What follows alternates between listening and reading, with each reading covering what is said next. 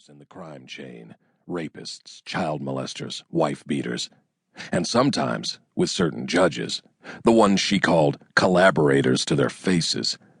A few years ago, she had gotten fired for refusing to soft-hand a sensitive case. Wolfe wouldn't cross the street and represent the same freak she used to put away, so she'd gone outlaw, and now she runs the best info-trafficking cell in the city. I had wanted Wolfe for my own since the first time I saw her in battle. I thought I'd had a chance with her once, but I had done some things. "You and me, it's not going to be," she told me then, and I believed her.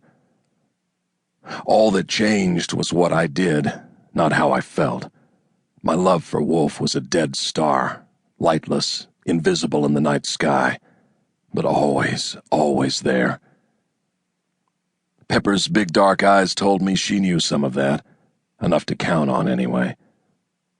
That's the way it is down here. If you can't be counted on, you can't be counted in.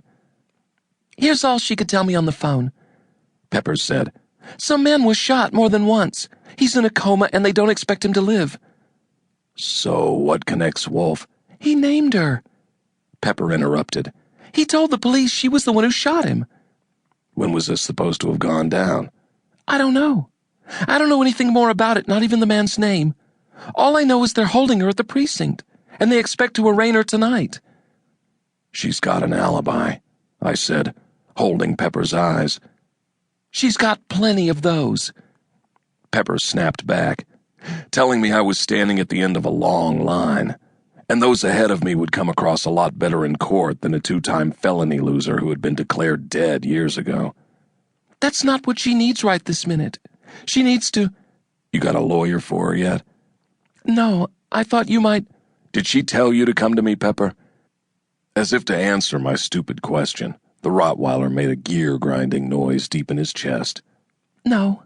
All she said was to pick up Bruiser and make sure he was all right until they set bail." "And you can make—" "I guess so," Pepper said. "But I don't know a bondsman either, except for that crook we used the time Mick was—" "Never mind," I told her. "Do you know where the arraignment's going to be?" "At 100 Center. She said whatever the cops say happened, it happened in Manhattan, so—" "Yeah." I glanced at my watch. 3:37. With the usual backlog from the Tombs and the tour bus from Rikers, they probably wouldn't get to Wolfe until the lobster shift, but I didn't want to chance it. "Give me a minute," I told Pepper.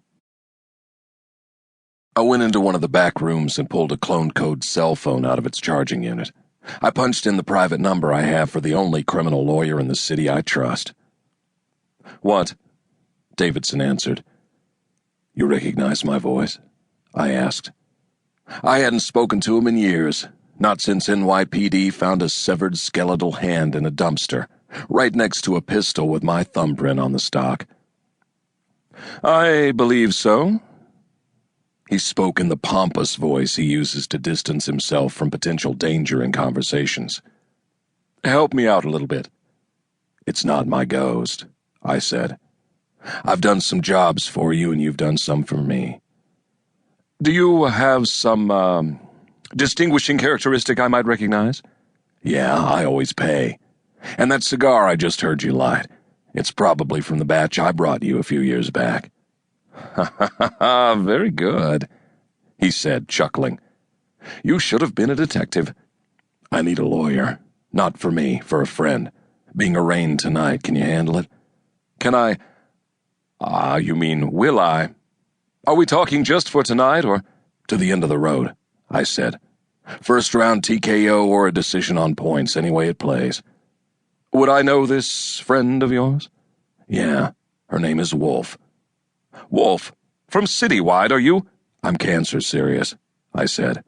"I'm also short on facts. It's either an attempted murder or by now a homicide."